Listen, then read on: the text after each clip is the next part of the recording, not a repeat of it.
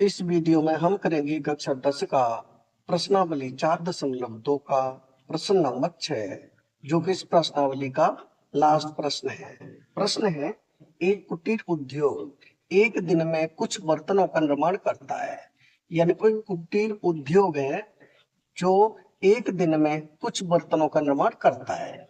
एक विशेष दिन यह देखा गया कि प्रत्येक नग की निर्माण लागत रुपए उस दिन के, यानी कि एक दिन यह देखा गया कि प्रत्येक नग की यानी प्रत्येक बर्तन की जो निर्माण लागत है वो रुपए में है।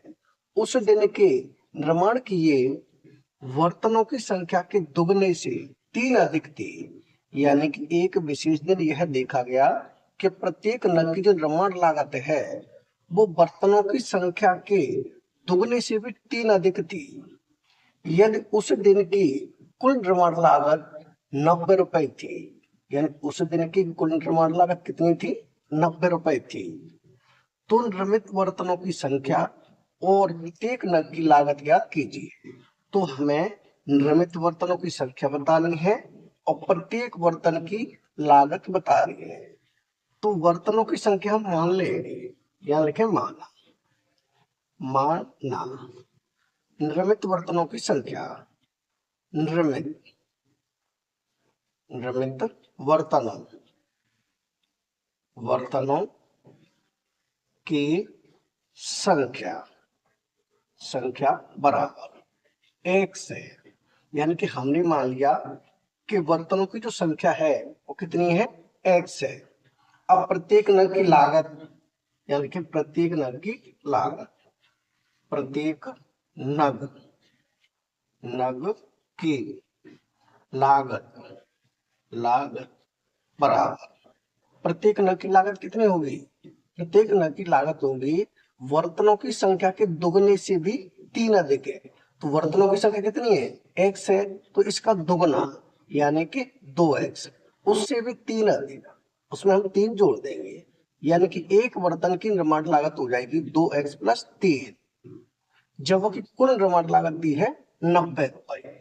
इसे भी लिख दें, कुल निर्माण लागत, कुल निर्माण लागत, निर्माण लागत लागत यानी कि एक दिन की है 90 रुपए।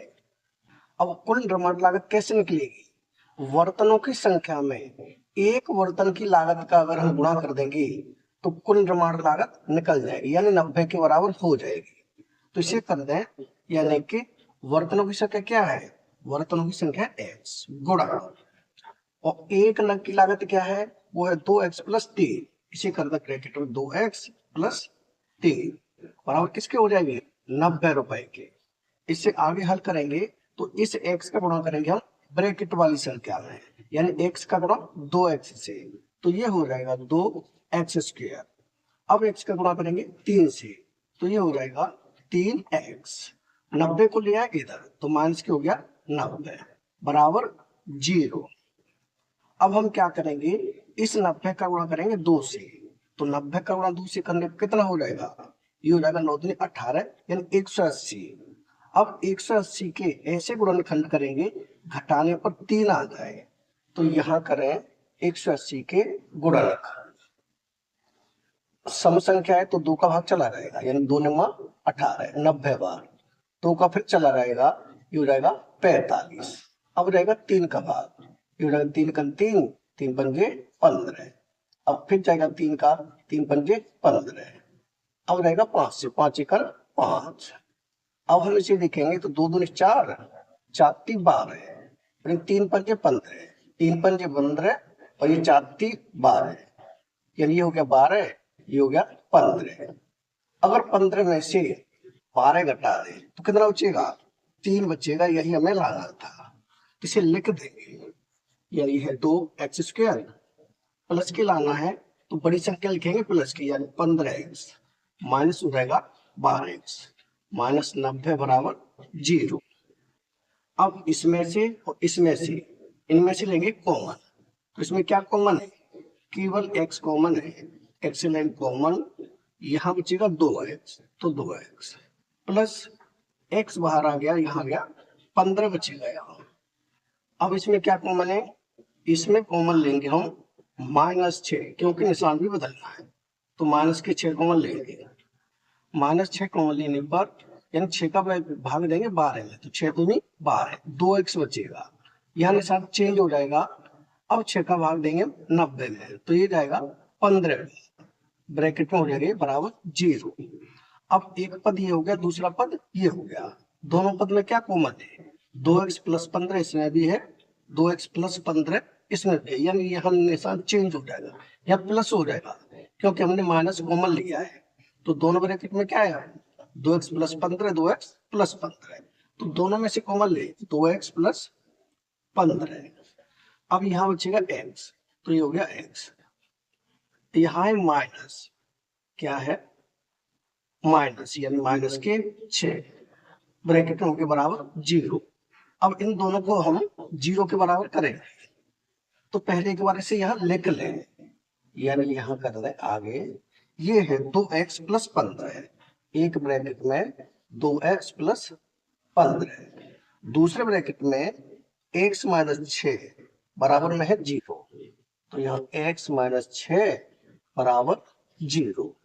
अब इसे हम 0 के बराबर करें, यानी 2x + 15 बराबर 0, ये हो जाएगा 2x बराबर 15 हो जाएगा माइनस के, यानी ये हो जाएगा x बराबर -15/2।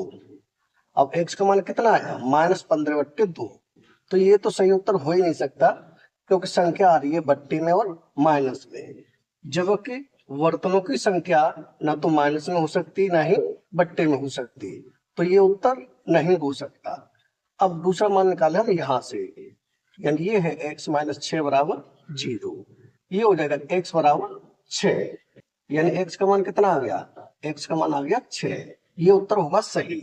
यानी कि निर्मित वर्तनों की संख्या क्या होगी, निर्मित वर्तनों की संख्या हो जाएगी 6, क्योंकि निर्मित वर्तनों की संख्या मानी थी हमने x, और x का मान आ गया 6, तो इसे लिख दें वर्तनों की संख्या, वर्तनों की संख्या, संख्या बराबर कितनी हो जाएगी, 6 हो जाएगी, एक उत्तर तो ये हो जाएगा।